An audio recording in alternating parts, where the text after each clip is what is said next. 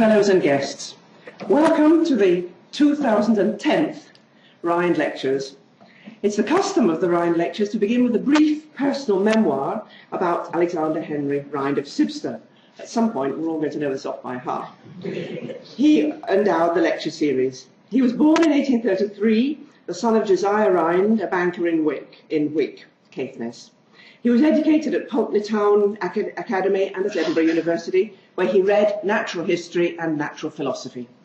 He also attended lectures by Cosmo Innes on Scottish history and antiquities because of his strong personal interest in these subjects. They appealed, he wrote, so naturally to my then growing old world tastes that I was an unfailingly regular attendant. He was interested in the archaeology of Caithness in particular, and in 1851 opened a number of chambered tombs, including those at Yarrows. In 1853 he explored the Broch at Kettleburn.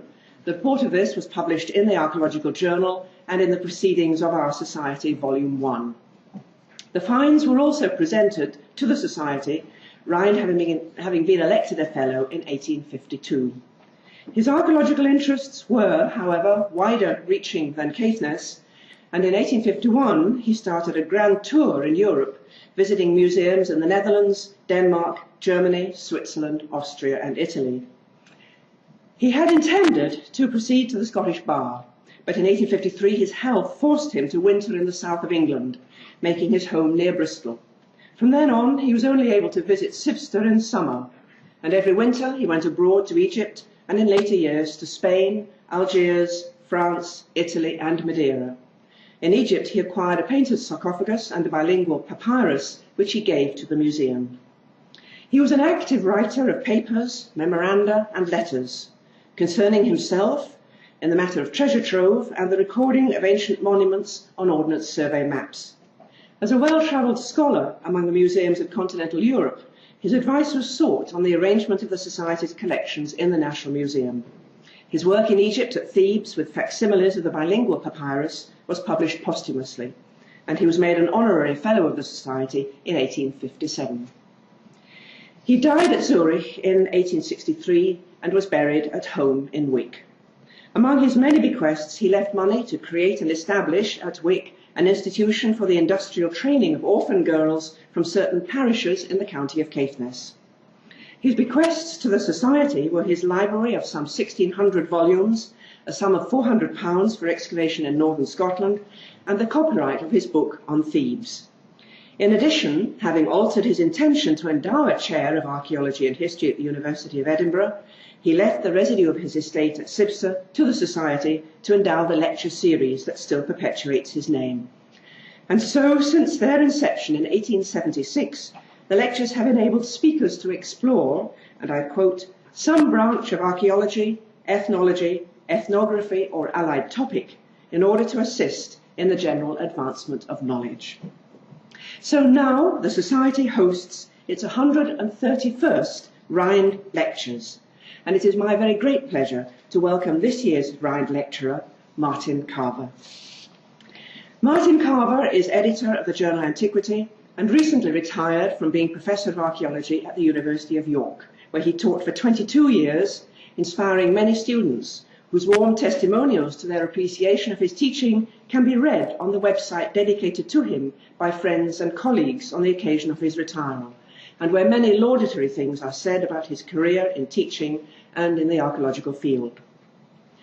Before entering the groves of academe, he was a freelance field archaeologist for 15 years, carrying out fieldwork for governments and private sponsors in Britain, France, Italy and Algeria. But before that, for 15 years, he was an army officer in the Tank Regiment, serving in Scotland, Germany, Arabia and Borneo. And he describes his various careers as extremely erratic and was led to archaeology, unusually, through a love of literature and especially Anglo-Saxon and Celtic epic poetry of the 7th and 8th centuries. He undertook his first academic training in archaeology at the University of Durham, where he did a year's postgraduate study with Professor Rosemary Cramp, and where better to gain a firm grounding in the multidisciplinary world of Anglo-Saxon studies. But one needs more than academic rigour to be a successful field archaeologist, and perhaps Captain Carver's military experience gave him the qualities of leadership and ability to organise others, which are much needed in archaeological campaigns.